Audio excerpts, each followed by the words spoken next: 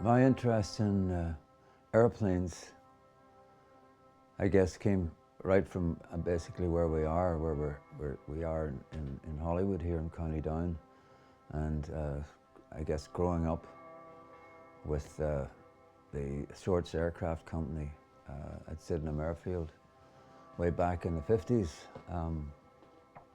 My memories go back to that time, being at school, watching the jet fighters come and go, the transport planes and the trainers, and all the stuff that Shorts was building at the time. But in particular, my interest in aviation gravitated towards American aircraft. One morning, down on the beach, this vision flew past me. It was a bright yellow Texan, North American Texan, with the stars and bars on the side of the fuselage, really low across the muscle beds.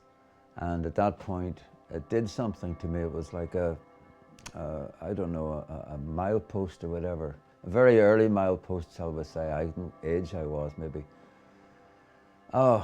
9 years of age, I guess. And it was like a moment in my life that, looking back on it, I know kind of changed me forever.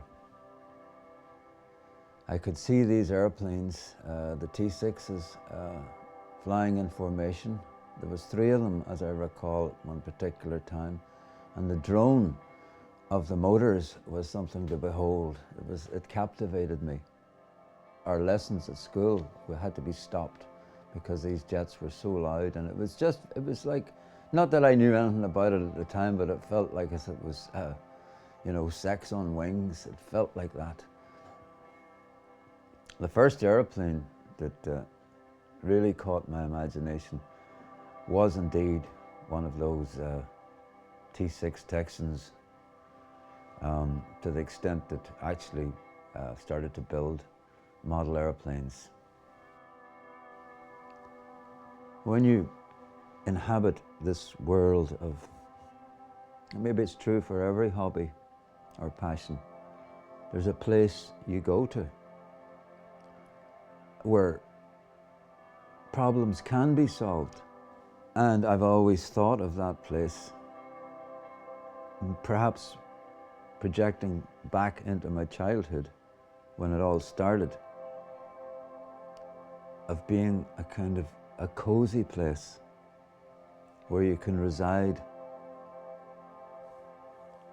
delve into this place. It is a spiritual place for me. It's also very physical, precise, and very rewarding. Because I don't think of these airplanes as silly little model airplanes. I consider them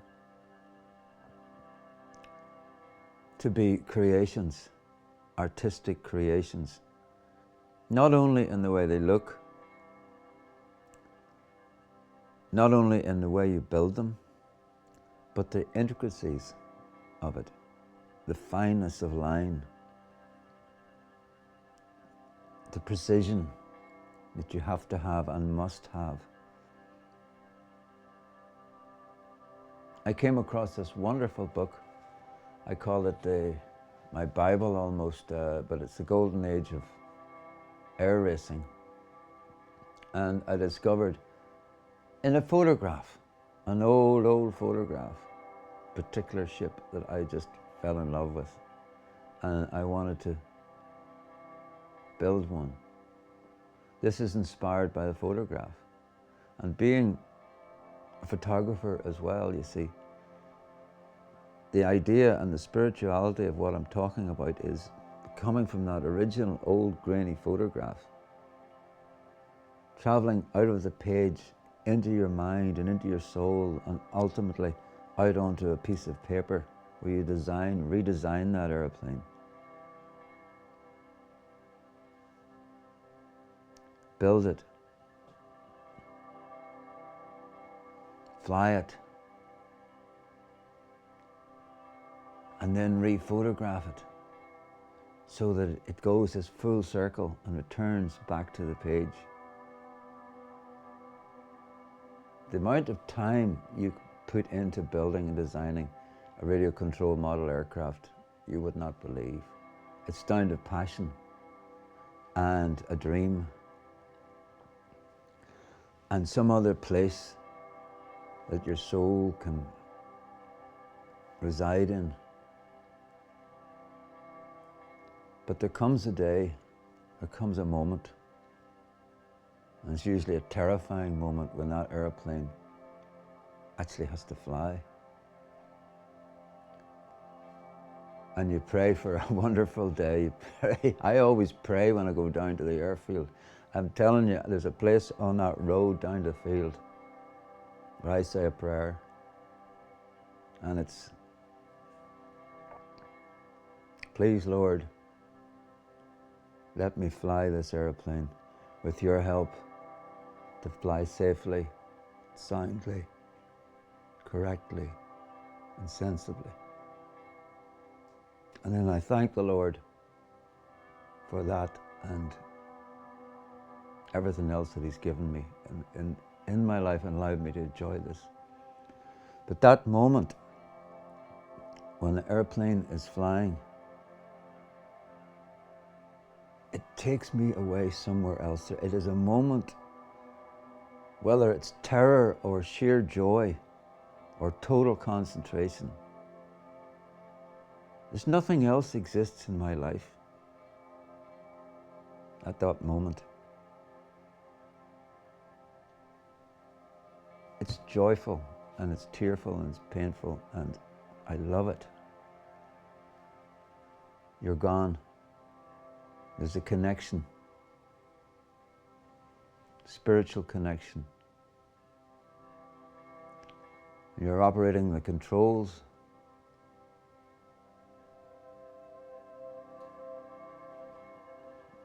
You are thinking. Maybe you're not consciously thinking. I can't really put my finger on it. But you're working the controls.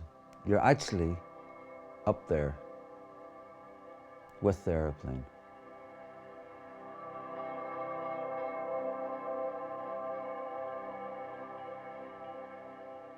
I love the idea of what Richard Bach wrote about in all his aviation books, starting with Jonathan Livingston Seagull. He creates in his writing a place of inspiration. It's a spiritual place for me. His descriptions of what it's like to fly in a 1930s open-top biplane with goggles and a helmet and no radio. Follow the iron compass, as they say. He has a fabulous book called Biplane. I've read most of his books. This one in particular was pretty damn wonderful. And there was one passage in it where he is describing part of this journey.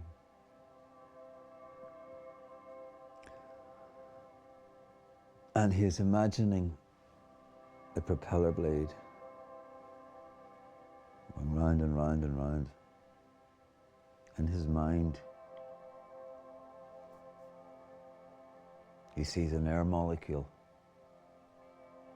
that has been floating around the planet since 1929.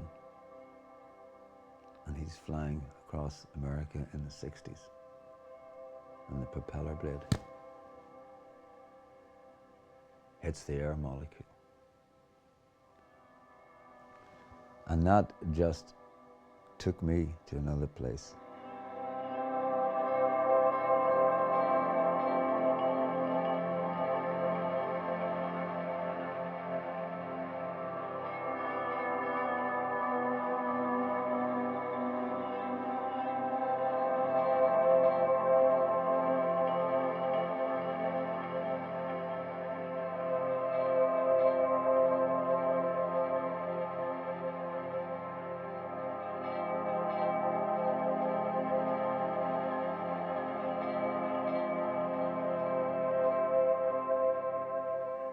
You're reliving moments, whether it's the 1930s racer going around a pylon,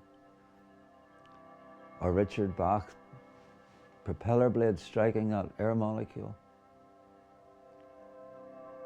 or it's a P-47 and you're flying in Europe in World War II, or it's those moments as a kid when that T6 went over my head. It takes me to somewhere I can reside in and feel comfortable, and hopefully make some kind of a statement about it as well.